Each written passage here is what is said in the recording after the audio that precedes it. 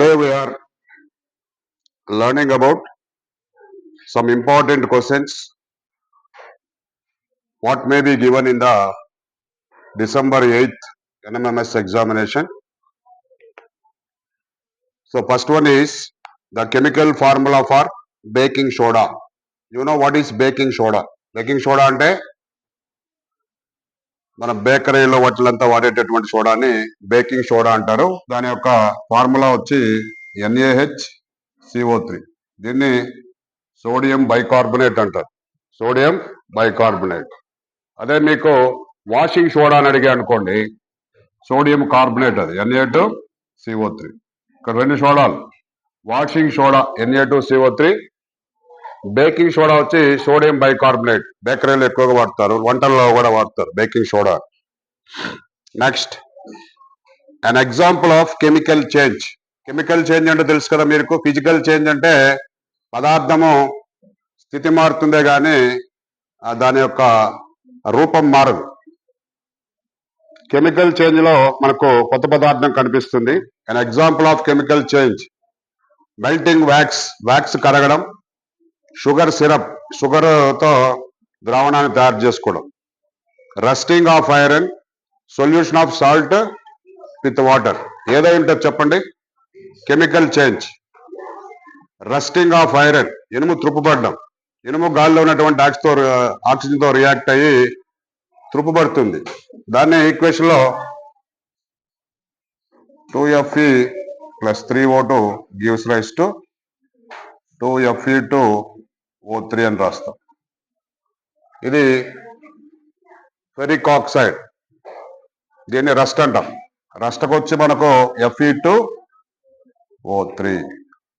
Rust, త్రుప్పు. ఇది మాత్రమే అక్కడ ఇచ్చినటువంటి ఆప్షన్స్ లో కెమికల్ చేంజ్. కెమికల్ చేంజ్ అంటే మారిపోతుంది పదార్థం, కొత్త పదార్థం వస్తుంది. తర్వాత, the atoms of any element has the same atomic number, different mass number is called isotopes అంటారు. ఐసోటోప్స్. ఈ ఐసోటోప్స్ కి అటామిక్ నంబర్ సేమ్ ఉంటుంది. అటామిక్ నంబరు సేమ్ ఉంటుంది, మాస్ నంబరు మారుతుంది. మాస్ నంబరు మారుతుంది. మీకు ఒక ఎగ్జాంపుల్ చూపిస్తాను.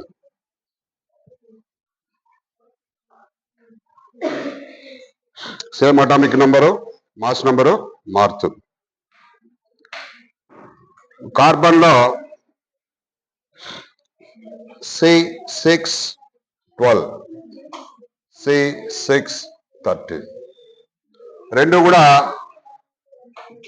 కార్బన్ ఆటమ్సే. అది ఇక్కడ ఏముంది? ఇక్కడ రాసేది మనము అటామిక్ నంబర్ రాస్తాం, ఇక్కడ మాస్ నంబర్ రాస్తాం. Atomic number, mass number. ఇక్కడ అటామిక్ నెంబర్ ఎలా ఉంది? సేమ్ ఉంది. మాస్ నెంబర్ వేరే ఉంది. వీటిని ఏమంటారంటే ఐసోటోప్స్ అంటారు. ఐసోటోప్స్, ఐసోటోప్స్ అంటారు. Atomic number is same but mass number is different. They are called isotopes. అది ఒక ఎగ్జాంపుల్ మాత్రం మీకు ఇవ్వడం జరిగింది. తర్వాత, gypsum is the ore of. ఆ జిప్సమ్ అనేటటువంటిది ఇక్కడ ఇచ్చినటువంటి మనకు ఖనిజాలలో దేనికి సంబంధించినది? ధాతు అంటారు. ఓర్ అంటే ధాతు. దేని నుంచి సంగ్రహిస్తారని? ఐరన్, ఇనుము. Calcium Ca, copper Cu, zinc. దేని నుంచి? జిప్సమ్ వచ్చి కాల్షియం నుంచి వస్తుంది. అది కాల్షియం Ca అంటాం దాన్ని, కాల్షియం Ca. తర్వాత, chloride ion, chloride ion. So this is also very important, అందుకని మీరు జాగ్రత్తగా చూడాలి. ఇక్కడ క్లోరైడ్ అయాన్, ఇది క్లోరిన్ పరమాణు. దీని మీద మైనస్ కానీ ప్లస్ కానీ ఉంటే అయాన్ అంటాం. అయాన్ అంటాం. ఇప్పుడు దీన్ని క్లోరైడ్ అయాన్ అంటాం. ఈ క్లోరిన్ కి అటామిక్ నంబర్ ఎంత అంటే 17. అటామిక్ నంబర్ కింద రాస్తాం దీన్ని, జెడ్ వచ్చి 17. ఇక్కడ అటామిక్ నంబర్ అంటే ఏంటంటే ప్రోటాన్స్ ప్లస్ ఎలక్ట్రాన్స్. ప్రోటాన్స్ 17 ఉంటే ఎలక్ట్రాన్స్ కూడా 17 ఉంటాయి. అయితే ఇక్కడ క్లోరిన్ అయాన్ అయిన తర్వాత ఏమవుతుందంటే క్లోరిన్ అయాన్ అయిన తర్వాత ఒక ఎలక్ట్రాన్ తీసుకుంటుంది ఇది. ఎక్కడి నుంచైనా తీసుకుంటుంది. తీసుకున్నప్పుడు దాని ఎలక్ట్రాన్స్ ఏమైనాయి 17 + 1 18. కాబట్టి క్లోరిన్ పరమాణువు క్లోరిన్ అయాన్ అయినప్పుడు దాని యొక్క అటామిక్ నంబర్ అంటే నంబర్ ఆఫ్ ఎలక్ట్రాన్స్ ఎన్ని ఉంటాయంటే ప్రోటాన్స్ 17, ఎలక్ట్రాన్స్ 18. తర్వాత which of the following produces producer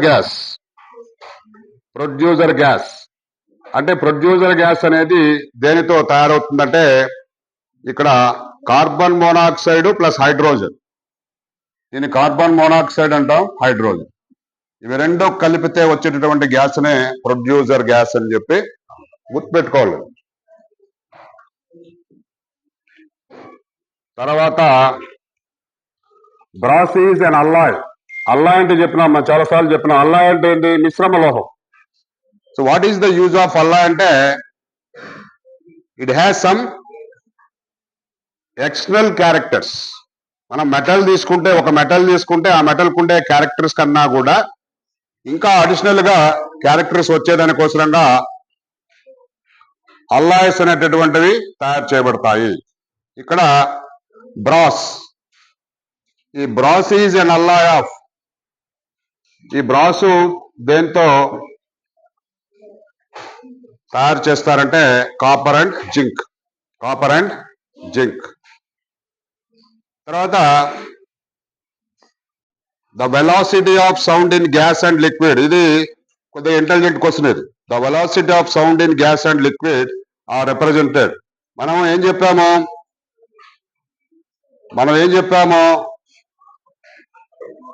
ఘన పదార్థాలలో ధ్వనివేగం ఎక్కువ ఉంటుందని చెప్పినాం.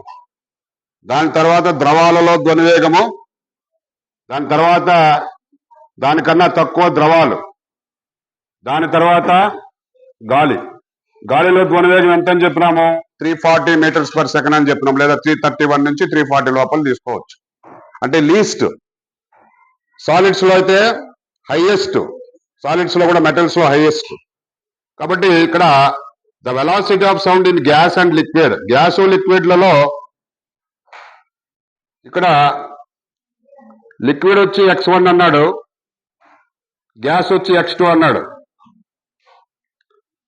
లిక్విడ్ x1, గ్యాస్ వచ్చి x2. ఇక్కడ x1 = x2 అంటే రెండు సమానం అన్నాడు. x1 is greater than x2 అంటే ఇక్కడ ఏమని? గ్యాస్ లో వేగము లిక్విడ్ లో వేగం కన్నా ఎక్కువ అని. రాంగ్ కదా అది. x1 is less than x2 అంటే ఏమని? x1 is less than x2 అంటే ఏమని? లిక్విడ్ అంటే గ్యాసెస్ అనేటటువంటివి, గ్యాసెస్ లో వాయు వేగము ద్రవాలలో వేగం కన్నా తక్కువ. ఆ పాయింట్ కీ పాయింట్, అది గుర్తుపెట్టుకోవాలి.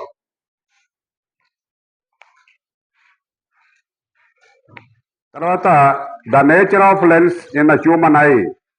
మన కంటిలో ఉన్నటువంటి కటకం ఏంది? అది చెప్పండి. కంటిలో ఉండే కటకాన్ని ఏమంటాము? Eye lens. What is the name of that eye lens? Biconvex lens. ద్వికుంభాకార కటకము, బైకాన్వెక్స్ లెన్స్. దాన్నే కన్వర్జెంట్ లెన్స్ అని కూడా అంటారు. కేంద్రీకరణ కటకము కన్వర్జెంట్ లెన్స్ అని కూడా అంటారు. Convergent lens very very important అది. తర్వాత which of the following match is correct అన్నాడు. Motion of blade of fan, circular motion. ఫ్యానులో ఉన్నటువంటి బ్లేడ్ తిరిగేటటువంటి చలనాన్ని వృత్తాకార చలనం అంటారు. చాలా జాగ్రత్త వినాలి. Motion of soldiers doing March, spin motion అన్నాడు. సోల్జర్స్ పోయేటటువంటి మోషన్ అంతా కూడా అది మనము రెక్టిలీనియర్ మోషన్ అంటాం. వాళ్ళు స్ట్రైట్ గా వెళ్తూ ఉంటారు, లైక్ రెక్టిలీనియర్ మోషన్. తర్వాత motion of child on swing, ఉయ్యాల ఊగేటటువంటి అలాంటి చలనాన్ని ఏమంటారంటే ఇక్కడ లీనియర్ మోషన్ అని ఇచ్చినాడు. కాదు, అది పీరియాడికల్ ఆసిలేటర్. తర్వాత earth revolving around the sun, ఇది ఆసిలేటరీ మోషన్ అని చెప్పి ఇచ్చాడు. కానీ ఇక్కడ ఇది కూడా ఏంటంటే earth revolving around the sun. ఇది ఆసిలేటరీ మోషన్ కాదు.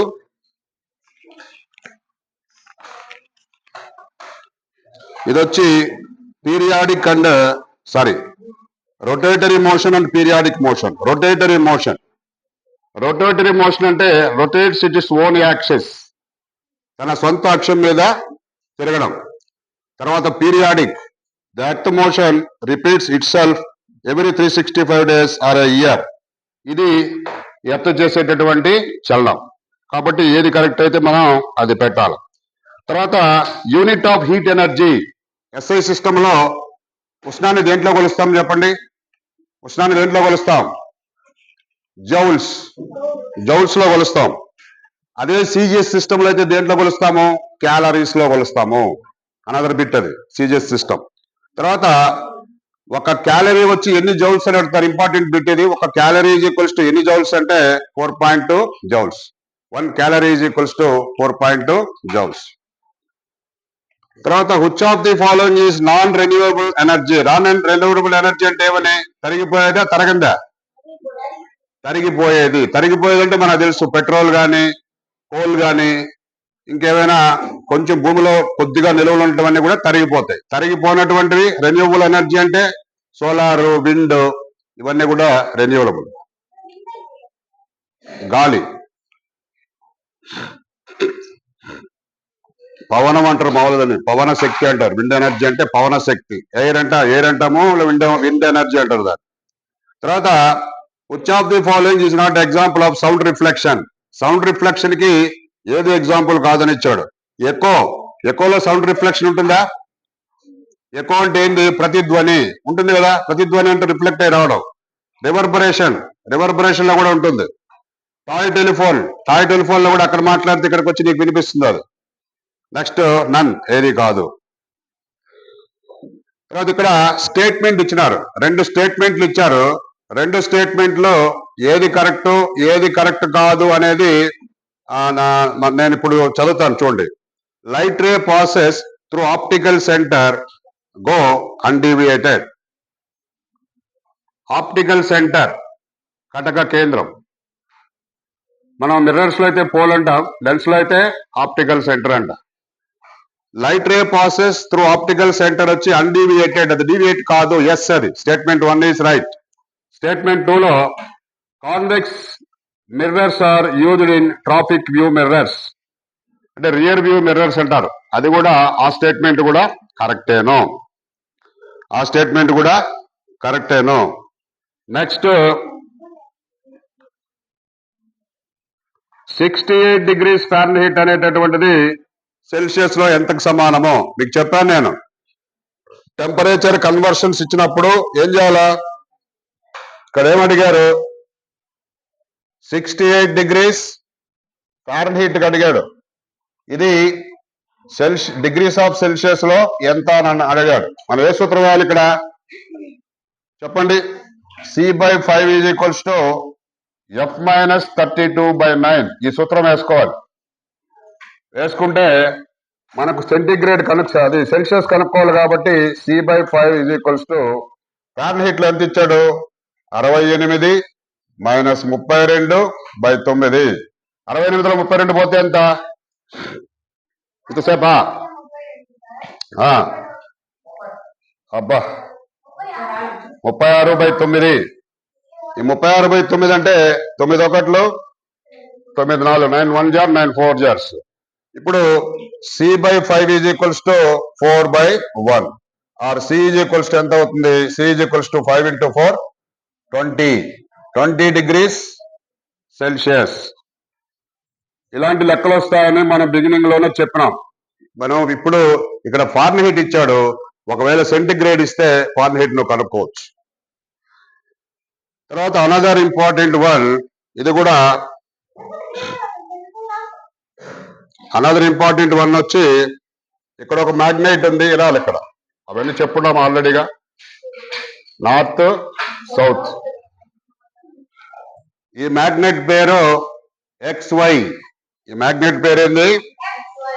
X why. ఇవి పోల్స్ మామూలుగా ఉంటాయి. ఇంకొక మ్యాగ్నెట్ ఉంది, దీనికి కూడా ఇక్కడ సౌత్ ఉంది, ఇక్కడ సౌత్ ఉంది, ఇక్కడ నార్త్, ఇక్కడ నార్త్, రెండు సౌత్లు ఉండవు కదా. దీన్ని కేఎల్ అన్నాడు. ఇక్కడ ఏమడుగుతున్నాడు చూడండి, క్వశ్చన్స్ ఎంత తమాషగా అడిగాడు. ఏబిఆర్ 2 బార్ మ్యాగ్నెట్స్ అంటే ఇది ఏ, ఇది బి అనుకుంటే ఈ ఏబి అనేటటువంటివి రెండు దండాయస్కాంతాలు. As shown in the figure, let XY KL see the edges. ఇవి చివరలు, XY అనేది KL అనేది అయస్కాంతాల యొక్క చివరలు of the poles respectively.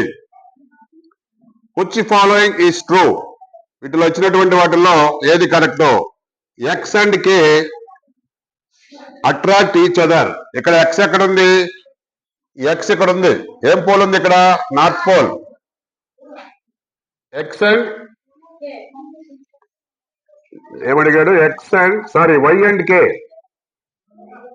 Y first X కాదు అడిగింది, Y. ఇది Y వచ్చి ఏంది ఇక్కడ? సౌత్. K ఏంది?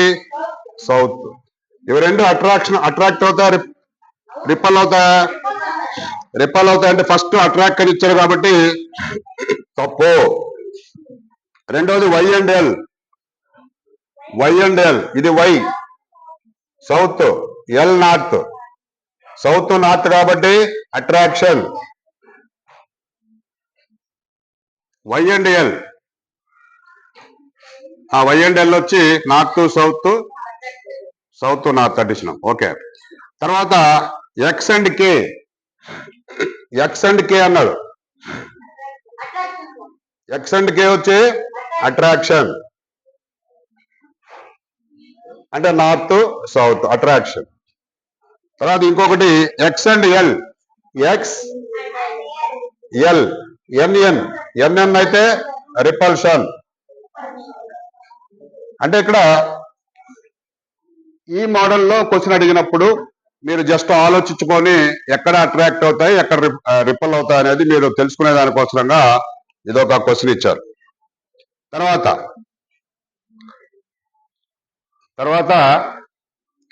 మనం చెప్పాం, an angle between two plane mirrors attached each after each other if the system form three images then the value of theta is. అంటే రెండు సమతల దర్పణాలని కొంత కోణంతో పెట్టాం. రెండు సమతల దర్పణాలని కొంత కోణంతో పెడితే మనకు నంబర్ ఆఫ్ ఇమేజెస్ ఏర్పడతాయని దానికి ఏ సూత్రం చెప్పండి? Formula n is equals to 360 by theta minus 1 అనే ఫార్ములా చెప్తాం. అంటే ఇక్కడ తీటా తెలిస్తే అయితే ఇక్కడ లెక్కలో ఏమడిగాడు? ఇక్కడ 3 ఇమేజెస్ ఫామ్ అవుతాయి, 3 ఇమేజెస్ ఫామ్ అవుతాయి అన్నాడు. అంటే ఇక్కడ 360 by theta కనుక్కోవాలి. తీటా తెలియదు. తీటా తెలియనప్పుడు ఏం చేస్తాము? తీటాని ఇక్కడ తీసుకొస్తాం. Theta is equals to 360 by 3. ఎంత అవుద్ది ఇక్కడ? 120. 120. ఇక్కడ -1 ఉంది, -1 తీసేయచ్చు. కాబట్టి నంబర్ ఆఫ్ ఇమేజెస్ అంటే యాంగిల్ వచ్చేసి మనకి ఇప్పుడు n is equals to 360 by theta. ఈ తీటా పైకి పోతే 360 by 3. యాంగిల్ వచ్చి మనకి ఎంత వస్తుంది అప్పుడు? 120, లేదంటే ఒక 1 తీసేస్తే 119 degrees వస్తుంది. అక్కడ ఆప్షన్లో ఏది ఇస్తే అది పెట్టుకోవచ్చు మనం. తర్వాత మీకు అనదర్ ఇంపార్టెంట్ వన్ వచ్చేసి, in a house there are using 600 watts bulbs. చెప్పినా మనం ఆల్రెడీ ఇంతమంది కూడా చెప్పాము, మళ్ళీ చెప్తున్నాను నేను. In a house they are using 6. Number of bulbs ఎన్ని? నంబర్ ఆఫ్ బల్బ్స్ కాదు, ఏమైనా కావచ్చు. 6 నంబర్ ఆఫ్ బల్బ్స్. ఇవి BULB bulb. Number of bulbs 6. వాటి పవర్ ఎంత ఉందంటే పవర్ వచ్చి 100 watts. తర్వాత ఎన్ని గంటలు వాడారు? అవర్స్ వచ్చి 3 అవర్స్. జాగ్రత్త వినాలి. తర్వాత 5 60 వాట్స్ బల్బ్స్, 5 బల్బ్స్ పవర్ వచ్చి 60 వాట్స్, 6 అవర్స్ వాడారు. అయితే ఇక్కడ లెక్కలో ఏమడిగాడంటే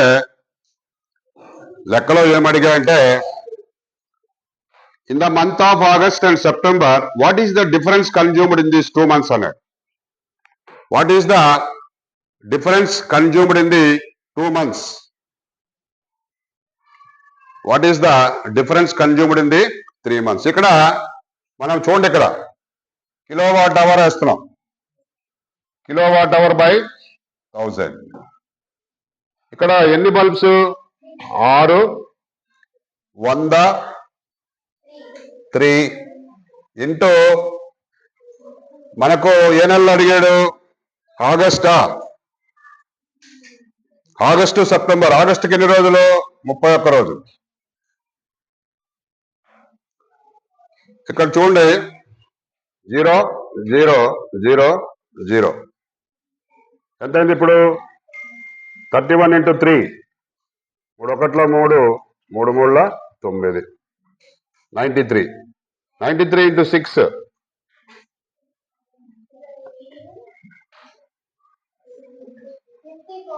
558. తప్పు వచ్చింది అక్కడ మనకు 6 ఇంటూ 100 ఇంటూ 3, అది 1800 వస్తుంది. ఒక నిమిషం, ఇది కూడా తీసేద్దాము. 6 ఇంటూ 100 ఇంటూ 3 డైరెక్ట్ గా వేస్తాము. ఇది ఎంత వస్తుంది? 1800.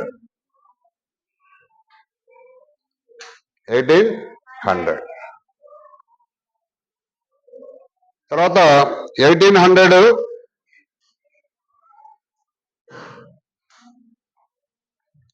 తర్వాత ఇంకొకటి ఏమి ఇచ్చాడు మనకు? 5 ఇంటూ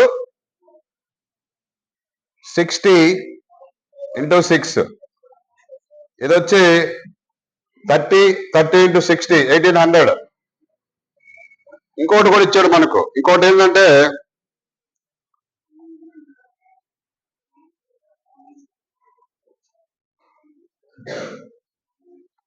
5 బల్బ్స్, ఇది ఒకటి 2, 5 బల్బ్స్ 40 వాట్స్ 2 అవర్స్ ఇచ్చాడు. ఇది వచ్చి 9400 వస్తుంది. అంటే 3 ఐటమ్స్ మనకి ఇక్కడ దీన్ని కూడా ఈ 400 కలుపుకుంటే మొత్తం ముందు కన్జంప్షన్ ఎంతో కలుపుకుంటే 18 36 4000. ఈ 4000ని ఏం చేయాలి? ఇది కిలోవాట్ అవర్. ఈ కిలోవాట్ అవర్ని ఏం చేస్తాం మనం? ఇప్పుడు 1000తో భాగిస్తాం. 4000 బై 1000 ఎంత వస్తుంది? 4 వస్తుంది. ఇంటూ ఆగస్టు నెల కాబట్టి 31 రోజులు.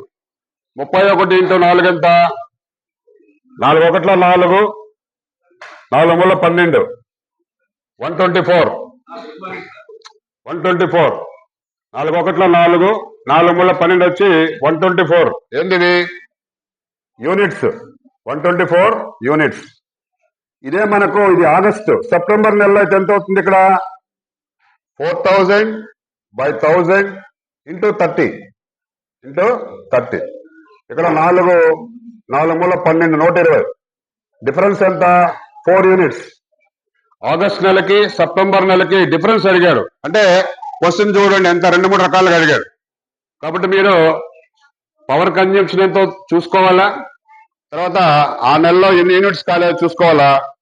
నెక్స్ట్ మంత్ అంటే ఆగస్టుకి నీకు 31 రోజులని తెలియాలా, సెప్టెంబర్కి 30 రోజులని తెలియాలా. డిఫరెన్స్ వచ్చి 4 యూనిట్స్ అనేది కూడా తెలియాలి.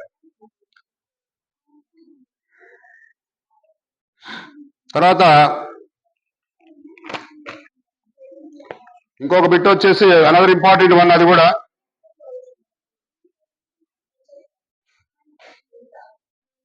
అనదర్ ఇంపార్టెంట్ వన్ ఏంటంటే ఇక్కడ చూడండి, రిజల్టెంట్ ఫోర్స్ కనుక్కోవాలి. Very very important. ఇది ఇక్కడ ఒక ఫోర్సు ఆపోజిట్ డైరెక్షన్ లో పనిచేస్తూ ఉన్నాయి. మొదటిది 14 న్యూటన్ల బలం ఇలా పనిచేస్తుంది. 7 న్యూటన్లు ఇలా పనిచేస్తుంది. ఇక్కడ రిజల్టెంట్ ఫోర్స్ ఎంత అవుతుంది చెప్పండి? రిజల్టెంట్ ఫోర్స్ ఎంత? Very good, 7 newtons. Very good. రెండవది, ఇది ఒకటి, ఇది రెండవది సేమ్ ఇంకొక ఆబ్జెక్ట్ మీద ఇక్కడ ఏం పనిచేస్తుంది? 23 న్యూటన్స్ పనిచేస్తుంది. ఆపోజిట్ వచ్చి 15 న్యూటన్స్ పనిచేస్తుంది. What is the resultant force? Resultant force ఎంత? Very good, 8 newtons. 15, 8 అంతే కదా? 23లో 15 తీసేస్తే 8. థర్డ్ వన్, ఇంకొక ఆబ్జెక్ట్ ఉంది. ఇంకొక ఆబ్జెక్ట్ లో 7 న్యూటన్స్ ఇలా పనిచేసింది. 7 న్యూటన్స్ ఇలా పనిచేస్తుంది. రిజల్టెంట్ ఫోర్స్ ఎంత? 0. Very good. లాస్ట్ వన్, ఇక్కడ 7 న్యూటన్స్ ఇలా పనిచేస్తుంది. 7 న్యూటన్స్. ఇక్కడ వచ్చి 3 న్యూటన్స్. ఉండు, ఇక్కడ 3 న్యూటన్స్, ఇక్కడ 4 న్యూటన్స్ ఇలా పనిచేస్తున్నాయి. ఇప్పుడు ఎంత చెప్పండి రిజల్టెంట్ ఫోర్స్? Very good. ఈ సైడ్ ఎంత పని చేసినా కలుపుకోవాలి. ఈ సైడ్ ఎంత ఉందో ఈ రెండు ఆపోజిట్ వచ్చినప్పుడు తీసివేయాలి. 7 - 7 0. 7 - 7 0. సో ఇలాంటి లెక్క ఏది ఇచ్చినా కూడా మీరు వేయగలగాలి. తర్వాత in the process of electroplating the result is, electroplating అంటే తెలుసు కదా మీకు. మనము ఒక వస్తువుకి పాత రంగు ఉంటే లేదా వస్తువు చిలుము పట్టి ఉంటే దానికి కొత్త రంగు వేసేదే ఎలక్ట్రోప్లేటింగ్ అంటాం. దీంట్లో ఏం జరుగుతుంది? రిజల్ట్ ఏంటంటే concentration of electrolyte is unchanged. ద్రావణం యొక్క గాఢత మారదు. అది ఇంపార్టెంట్ పాయింట్. అది next, mass of anode decrease. Anode యొక్క పరిమాణం తగ్గిపోతూ వస్తుంది. మాస్ ఆఫ్ క్యాథోడ్ ఇంక్రీజెస్, అది పెరుగుతుంది. Concentration of electrolyte decreases. ఇది తప్పు. కాన్సన్ట్రేషన్ ఆఫ్ ఎలక్ట్రోలైట్ అనేది తగ్గుతుంది అనేది తప్పు. మిగతావన్నీ కూడా రైట్. తర్వాత ఇంకొక bit, which of the following acid is not hazardous to drink. అంటే 4 ఆమ్లాలు ఇచ్చారు. Nitric acid, H2CO3, carbonic acid, H2SO4, HCl. ఏది మనకు డేంజరస్ కాదు తాగేదానికంటే? Carbonic acid. మనం సోడాల్లో కానీ కూల్ డ్రింక్స్ లో కానీ ఒక గ్యాస్ వస్తుంది, దాన్నే కార్బోనిక్ యాసిడ్ అంటాం. లేదా కార్బన్ డైఆక్సైడ్ వాయువు నీటిలో కరిగితే మనకేమొస్తుందంటే H2CO3, కార్బోనిక్ ఆమ్లం వస్తుంది. ఓకే.